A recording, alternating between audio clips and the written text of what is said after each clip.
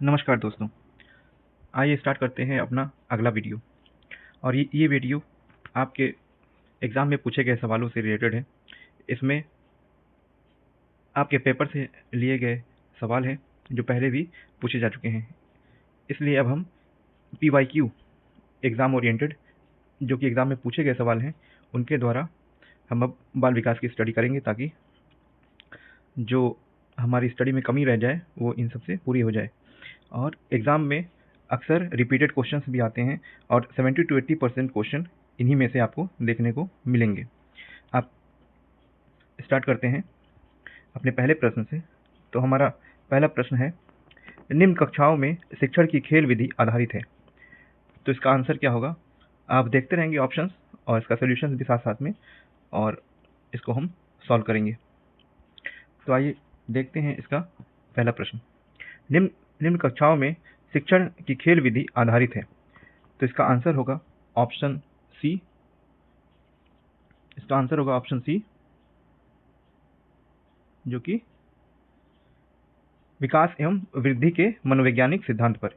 यानी इसका यदि हम सॉल्यूशन देखें तो ये हो जाएगा कि निम्न यानी प्राथमिक स्तर पर बालकों को शिक्षा प्रदान करने के साथ यह भी आवश्यक होता है कि उनकी शारीरिक वृद्धि एवं विकास पर ध्यान दिया जाए। इसके लिए सबसे सर्वोत्तम विधि खेल विधि है, क्योंकि खेल विधि वृद्धि एवं विकास के मनोवैज्ञानिक सिद्धांत पर आधारित है। इसीलिए खेल विधि का ऑप्शन क्या हो जाएगा? ऑप्शन सी, जो कि विकास एवं वृद्धि के मनोवैज्ञानिक सिद्धांत। आइए देखते हैं अपना अगला प्रश्न। डिसलेक्सिया, ये अक्सर पूछे जाने वाले सवालों में से है। डिसलेक्सिया संबंधित है। तो आपने पढ़ा होगा कि डिसलेक्सिया किससे संबंधित है? डिसलेक्सिया संबंधित है पठन विकार से। किससे संबंधित है? पठन के विकार से। डिसलेक्सिया एक पठन विकार संबंधी बीमारी है जिसमें बालक को अक्षरों को पहचानने में कठिनाई होती है तथा उनका अधिगम बाधित होता है। इस विकार को दूर करने के लिए शिक्षक को मौखिक कार्य एवं अभ्यास पर बल देना चाहिए। आइए देखते हैं अपना अगला प्रश्न। विशेष रूप से जरूरतमंद बच्चों की शिक्षा का प्रबंध होना चाहिए। तो इसमें से क्या ऑप्शन हो सकता है? तो जो विशेष रूप से जरूरतमंद बच्चे हैं उनका दूसरे सामान्य बच्चों के साथ ही एक साथ बैठाया जाए, यानी उनका प्रबंध दूसरे सामान्य बच्चों के साथ ही एक ही कक्षा में किया जाए। इसलिए इसका आंसर हो जाएगा ऑप्शन ए, दूसरे सामान्य बच्चों के साथ। विशेष रूप से जरूरतमंद बच्चों को सामान्य बच्चों के साथ ही शिक्षा देने का प्रबंध करना चाहिए, ताकि अपनी आवश्यकताओं या जरूरतों की पूर्ति के साथ साथ वे सामान्य बच्चों के साथ रहकर और सामान्य वातावरण के साथ अपने आप को समायोजित कर सकें। आइए देखते हैं अपना अगला प्रश्न। अधिगम के अभिप्रेरण में क्या है? तो इसमें options A B C D दिया गया है। इनमें से क्या होगा? तो हम डायरेक्ट आंसर पे आते हैं। इसका आंसर होगा ऑप्शन डी, नए सीखने वालों में अधिगम के लिए रुचि का सृजन। अधिगम अभिप्रेरणा का महत्व स्थान है। अभिप्रेरणा के माध्यम से सीखने वाले में अधिगम के प्रति रुचि उत्पन्न किया जा सकता है, जो अधिगम को प्रभावी बनाता है। अधिगम के प्रक्रम को रोचकता को बढ़ाने के लिए अभिप्रेरणा का प्रयोग करना चाहिए। आइए देखते हैं अपना अगला प्रश्न।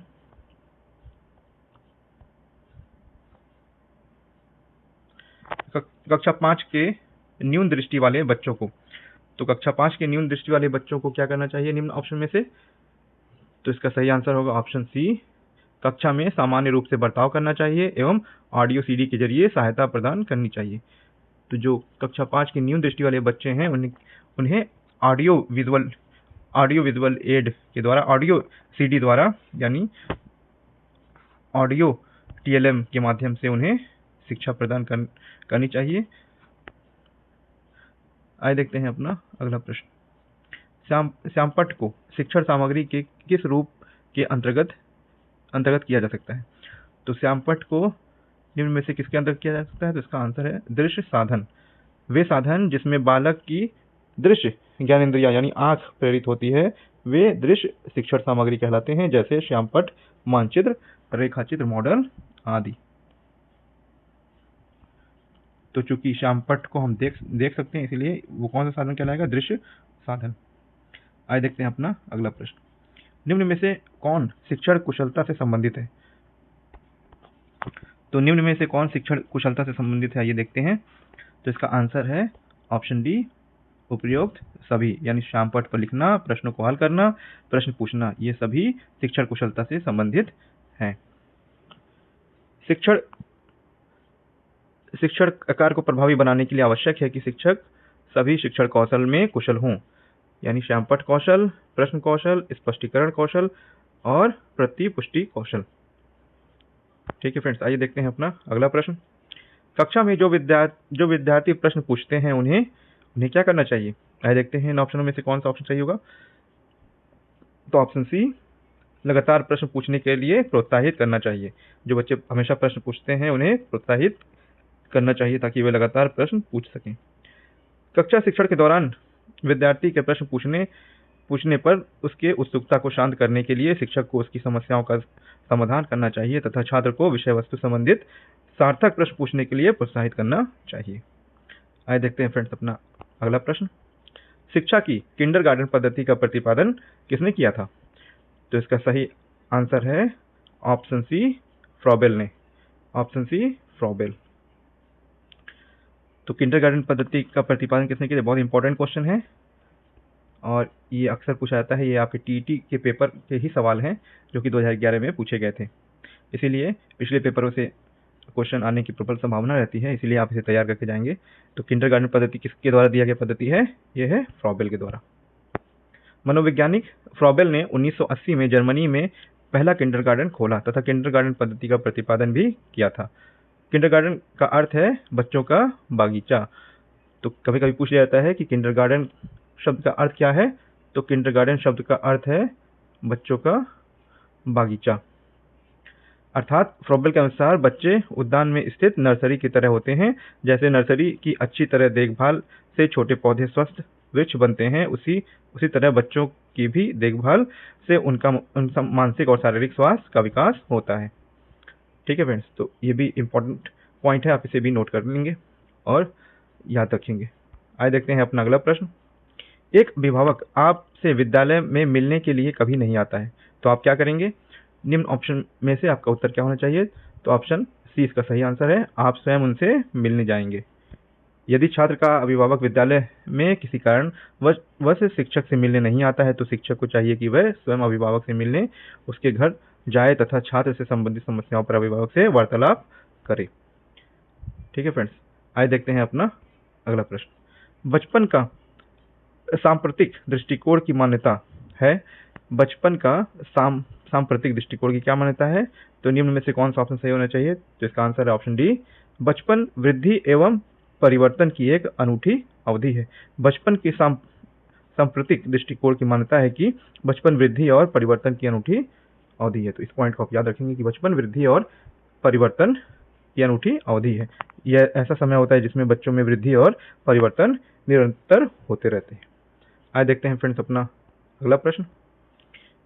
एक अप्रमाणिकृत पठन परीक्षण लेने के लिए 5वीं कक्षा को प्रस्तुत करने में शिक्षक को अधिकाधिक परामर्श दिया जाता है कि, तो क्या परामर्श दिया जाता है कि परीक्षण में आने वाले समान प्रकार के प्रश्नों के उत्तर देने के लिए छात्रों को अभ्यास कराना। ऑप्शन डी इसका सही आंसर होगा। एक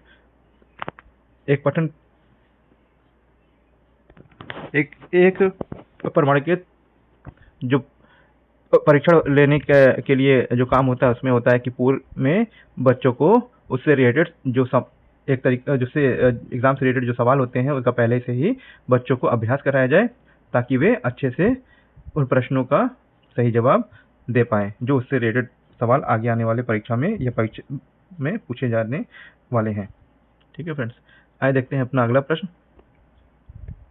असंगठित घर से आने वाला बच्चा सबसे अधिक कठिनाई का अनुभव करेगा। असंगठित घर से आने वाला बच्चा सबसे अधिक कठिनाई का अनुभव क्या करेगा? तो इनमें से क्या ऑप्शन होना चाहिए? ऑप्शन बी, स्वतंत्र अध्ययन में। तो असंगठित घर से आने वाले बच्चे में उनके वातावरण का प्रभाव अवश्य पड़ता है, जिससे उनमें अनुशासन एवं आत्मनिर्भरता जैसे गुण का अभाव पाया जाता है। इन गुणों के अभाव में बालक स्वतंत्र अध्ययन में कठिनाई का अनुभव करता है। ठीक है फ्रेंड्स, तो इसका आंसर हो जाएगा ऑप्शन बी, स्वतंत्र अध्ययन में। आइए देखते हैं अपना अगला प्रश्न। आप देखते हैं कि एक छात्र बुद्धिमान है, तो आप क्या करेंगे? आपका आंसर क्या होना चाहिए?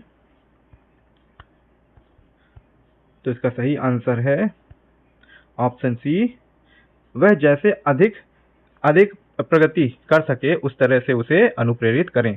बुद्धिमान छात्र को उसके अधिगम को सही दिशा देने के लिए शिक्षक द्वारा उसे समय समय पर निर्देशन देना चाहिए, क्योंकि वह तीव्र बुद्धि वाले छात्रों को सामान्य छात्रों के साथ शिक्षण कार्य करना उचित नहीं माना जाता। ठीक है फ्रेंड्स, तो इसका आंसर ऑप्शन सी हो जाएगा। आइए देखते हैं अपना अगला प्रश्न। यदि कुछ विद्यार्थी कक्षा में अध्ययन की चित्तवृत्ति में नहीं है, तो आप क्या करेंगे? इनमें से क्या ऑप्शन सही होगा? तो इसका आंसर है ऑप्शन डी, उन्हें उनकी रुचि अथवा आप अपने विषय के अनुसार रुचिपूर्ण चीजें बताएंगे। यदि बच्चों का इंटरेस्ट नहीं है तो आप या तो बच्चों की रुचि की चीजें करेंगे या तो अपनी ही विषय वस्तु में रुचिकर चीजें बताएंगे, ताकि बच्चों का मन लग सके। यानी इसका आंसर ऑप्शन डी हो जाएगा। अध्ययन में चित्तवृत्ति का तात्पर्य अध्ययन में रुचि न लेना है। अगर किसी छात्र द्वारा इस तरह की प्रवृत्ति अपनाई जाती है तो शिक्षक को अपने विषय वस्तु से संबंधित उनकी रुचि के अनुसार शिक्षण करना चाहिए। आइए देखते हैं फ्रेंड्स अपना अगला प्रश्न। वह स्तर जिसमें बच्चा किसी वस्तु एवं घटना के बारे में तार्किक रूप से सोचना शुरू करता है, वह कहलाती है, वह कौन सी अवस्था कहलाती है? वह अवस्था कहलाती है मूर्त क्रियात्मक अवस्था। तो इसका आंसर ऑप्शन डी हो जाएगा, मूर्त क्रियात्मक अवस्था।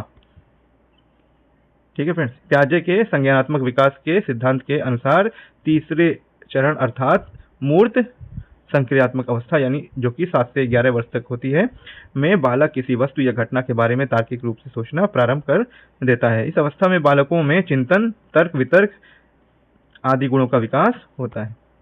इसका आंसर है ऑप्शन डी। आइए देखते हैं फ्रेंड्स अपना अगला प्रश्न। बच्चों के बौद्धिक विकास के 4 सुस्पष्ट स्तरों को पहचाना गया था, तो किसके द्वारा 4 स्पष्ट स्तर बताए गए थे?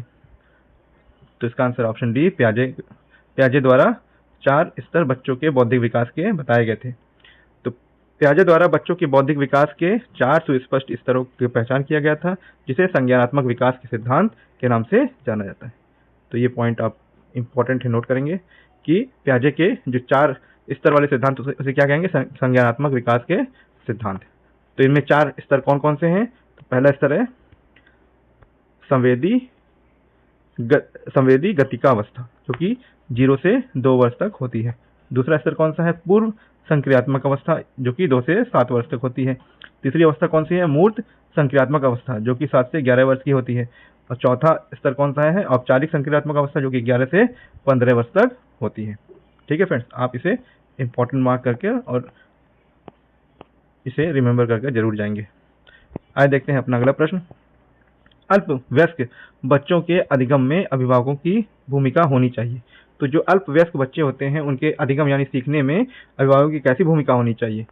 तो आप बताएं, अभिभावकों की भूमिका कैसी होनी चाहिए? तो इसका आंसर ऑप्शन बी, अग्र सक्रिय। यानी अल्प वयस्क बच्चों के अधिगम में अभिभावक की भूमिका अग्र सक्रिय होनी चाहिए, ताकि उनके कार्य में भटकाव की स्थिति न उत्पन्न हो। इस अवस्था में बच्चों को निर्देशन के साथ साथ परामर्श की भी आवश्यकता पड़ती है। ठीक है फ्रेंड्स, आइए देखते हैं अपना अगला प्रश्न। बच्चों के संज्ञानात्मक विकास को सबसे अच्छे तरीके से कहां परिभाषित किया गया था? तो इसका आंसर हो जाएगा ऑप्शन बी, विद्यालय एवं कक्षा में। बच्चों के संज्ञानात्मक विकास को मापने एवं परिभाषित करने का सर्वाधिक उपयुक्त विधि परीक्षा प्रणाली है, जिसमें बच्चों के संज्ञानात्मक विकास स्तर को जाना जा सकता है, तथा इसके लिए विद्यालय सबसे उपयुक्त स्थान है, जहां बच्चे स्वतंत्र एवं अनुशासित रूप से अपनी अभिव्यक्ति दे सकते हैं। ठीक है फ्रेंड्स, तो इसका आंसर हो जाएगा विद्यालय एवं कक्षा में। आइए देखते हैं अपना अगला प्रश्न। तो पहला है ब्लैंक, अनुप्रेरित शिक्षण के एक संकेत के रूप में विवेचित किया जाता है। तो यहाँ खाली स्थान की जगह क्या हो जाएगा? ऑप्शन सी, विद्यार्थियों द्वारा प्रश्न पूछना। विद्यार्थियों द्वारा प्रश्न पूछना को अनुप्रेरित शिक्षण के एक संकेत के रूप में विवेचित किया जा सकता है। ठीक है फ्रेंड्स, आइए देखते हैं अपना अगला प्रश्न। कक्षा में विद्यार्थियों की रुचि बनाए रखने के लिए एक शिक्षक जो को उचित है, यानी एक शिक्षक के लिए क्या उचित है? इसका आंसर हो जाएगा ऑप्शन डी, प्रश्न पूछना। यानी कक्षा में छात्रों की रुचि एवं उत्सुकता को बनाए रखने के लिए आवश्यक है कि शिक्षक छात्र से पूर्व ज्ञान से संबंधित प्रश्नों को पूछें, जिसे सामान्यतः प्रस्तावना के प्रश्न कहते हैं। इसके लिए शिक्षक में प्रश्न कौशल का होना अति आवश्यक है। आइए देखते हैं फ्रेंड्स अपना अगला प्रश्न। विद्यार्थियों को विद्यालय में खेलना क्यों उचित है? तो इसका आंसर क्या हो सकता है? तो इसका आंसर ऑप्शन डी, यह सहयोग एवं संतुलन का विकास करता है। विद्यार्थी द्वारा खेलने से उनका शारीरिक विकास संतुलित रूप से होता है तथा खेलने से छात्रों में सहभागिता एवं नेतृत्व करने की क्षमता, समायोजन जैसे कई सामाजिक गुणों का विकास होता है। आइए देखते हैं फ्रेंड्स अपना अगला प्रश्न। परिवार एक साधन है, तो परिवार कैसा साधन है? अनौपचारिक शिक्षा का साधन है। यानी परिवार ही बालक का प्रथम विद्यालय होता है तथा माता पिता को ही बालक का प्रारंभिक शिक्षक माना जाता है। इनसे प्राप्त ज्ञान अनौपचारिक होता है तथा इसी ज्ञान से बालक में सामाजिक एवं नैतिक मूल्यों का विकास होता है। इसका आंसर हो जाएगा ऑप्शन ए, अनौपचारिक शिक्षा का, यानी परिवार एक अनौपचारिक शिक्षा का साधन है। आज देखते हैं फ्रेंड्स अपना अगला प्रश्न। एक शिक्षक विद्यार्थियों में सामाजिक मूल्यों को विकसित कर सकता है। तो फ्रेंड्स इसका option A B C D इस प्रकार है और इसमें सही आंसर हो जाएगा ऑप्शन सी, आदर्श रूप में बर्ताव करके। यानी शिक्षक स्वयं को आदर्श रूप में प्रस्तुत करके तथा आदर्श आचरण को अपनाकर छात्रों में सामाजिक एवं नैतिक मूल्यों का विकास कर सकता है, स्वयं एक आदर्श के रूप में बनकर। आइए देखते हैं फ्रेंड्स अपना अगला प्रश्न। एक शिक्षक के लिए सबसे महत्वपूर्ण क्या है? तो एक शिक्षक के लिए सबसे महत्वपूर्ण क्या हो सकता है? तो इसमें आंसर हो जाएगा ऑप्शन सी, विद्यार्थियों की कठिनाई को दूर करना। यानी शिक्षक का कक्षा शिक्षण के समय कई कार्य एवं उत्तरदायित्व होते हैं, परंतु सबसे महत्वपूर्ण कार्य यह होता है कि वह छात्रों के समस्याओं का समाधान करें तथा उनकी उत्सुकता को शांत करें। आइए देखते हैं फ्रेंड्स अपना अगला प्रश्न। आप एक अति सक्रिय बालक को कैसे सही दिशा में लाएंगे? तो इसका उपयुक्त आंसर हो जाएगा ऑप्शन सी, उसे श्यामपट्ट आदि साफ करने का काम देंगे। यानी उसे कहीं ना कहीं हम एक इंगेज रखेंगे।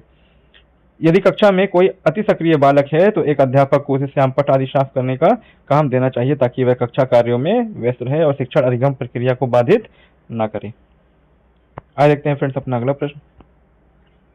पृथक पृथक समजातीय समूहों के व्यक्तियों के प्रति बच्चों की अभिवृत्ति साधारणतः आधारित होती है। तो इस प्रश्न का उत्तर हो जाएगा ऑप्शन ए, उनके अभिभावकों की चित्तवृत्ति पर। यानी बच्चे जिस परिवेश से आते हैं उन पर उनके परिवेश का सीधा असर पड़ता है तथा उनके अभिभावकों के गुणों का स्थानांतरण उनमें होता है तथा उसी के अनुसार उनमें आदतों एवं अभिवृत्तियों का विकास होता है। इसमें परिवार एवं अभिभावक की भूमिका सबसे महत्वपूर्ण होती है। आइए देखते हैं फ्रेंड्स अपना अगला प्रश्न। आपको अपनी कक्षा में 2 मंदबुद्धि बच्चों को बैठाने के लिए बोला गया है, तो आप क्या करेंगे? इसमें सबसे उपयुक्त उत्तर क्या हो सकता है दोस्तों? तो आप देखिए, तो इसका सही आंसर हो जाएगा ऑप्शन सी, ऐसे विद्यार्थियों को सिखाने की तकनीक सीखेंगे। यानी उन्हें कैसे पढ़ाया जाए इस बारे में हम ज़्यादा जानकारी और एक ट्रेनिंग हासिल करेंगे ताकि उनके साथ अच्छे से ट्रीट किया जा सके और उन्हें बेहतर शिक्षा दी जा सके। तो इसका आंसर हो जाएगा ऑप्शन सी, ऐसे विद्यार्थियों को सिखाने के लिए तकनीक सीखेंगे। यानी शिक्षक द्वारा सभी प्रकार के बच्चों को शिक्षा दी जाती है, परंतु शिक्षक के लिए यह आवश्यक है कि उसे भिन्न भिन्न बौद्धिक स्तर के बच्चों को शिक्षा प्रदान करने के लिए विभिन्न शिक्षण विधि एवं तकनीकी कौशल का ज्ञान हो। आइए देखते हैं फ्रेंड्स अपना अगला प्रश्न और इस वीडियो का सेकंड लास्ट प्रश्न। एक शिक्षक को साधन संपन्न होना चाहिए, इसका अर्थ है शिक्षक को साधन संपन्न होना चाहिए, इसका क्या अर्थ है? तो फ्रेंड्स इसका अर्थ हो सकता है ऑप्शन सी, जैसा कि उनको अपने विद्यार्थियों की समस्याओं को हल करने का पर्याप्त ज्ञान होना चाहिए। यानी शिक्षक का सबसे इम्पोर्टेंट दायित्व यही है, सबसे महत्वपूर्ण दायित्व यही है कि उनको अपने विद्यार्थियों की समस्याओं को हल करने का पर्याप्त ज्ञान होना चाहिए। व्याख्या देखें तो इसमें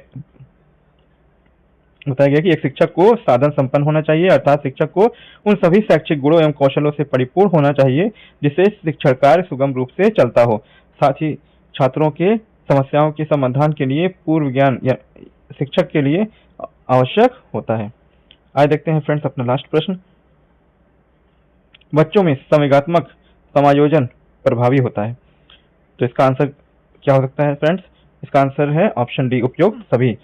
यानी संवेगात्मक समायोजन बच्चों के व्यक्तित्व निर्माण में, कक्षा शिक्षण में अनुशासन जैसे गुणों के परिणाम स्वरूप उत्पन्न होता है। यदि बालक कक्षा एवं समाज में उचित समायोजन कर लेता है तो उसमें सामाजिक गुणों का विकास संभव है। तो फ्रेंड्स ये थे आज के 30 इंपॉर्टेंट क्वेश्चंस जो कि आपके 2011 टीईटी के पेपर से डायरेक्ट लिए गए हैं, और ये सारे एग्जाम में आए हुए ही प्रश्न यानी PYQ हैं एक तरीके से आपके लिए। तो इस सीरीज में हमने 30 इंपॉर्टेंट PYQ को कंप्लीट किया है जो कि उत्तर प्रदेश शिक्षक पात्रता परीक्षा 2011 से पूछे गए हैं। तो आप इसे रिवाइज करके जाएंगे, और अब हम PYQ की सीरीज स्टार्ट करने जा रहे हैं, क्योंकि PYQ करना बहुत इंपॉर्टेंट है एग्जाम से पहले, ताकि आपको सीधे जो एग्जाम में ओरिएंटेड प्रश्न हैं उनके बारे में जानकारी मिल सके, और इसी तरीके का प्रश्न एग्जामिनर के माइंडसेट में रहता है, और आप सीधे जाएंगे तो एग्जामिनर के माइंडसेट से आपका जो प्रश्न है वो मैच करेगा। तो ठीक है फ्रेंड्स, अगर आपको हमारे वीडियोस अच्छे लग रहे हैं तो प्लीज़ चैनल को सपोर्ट करें, लाइक करें, शेयर करें। ठीक है, मिलते हैं अगले वीडियो में, तब तक के लिए धन्यवाद। Thank you.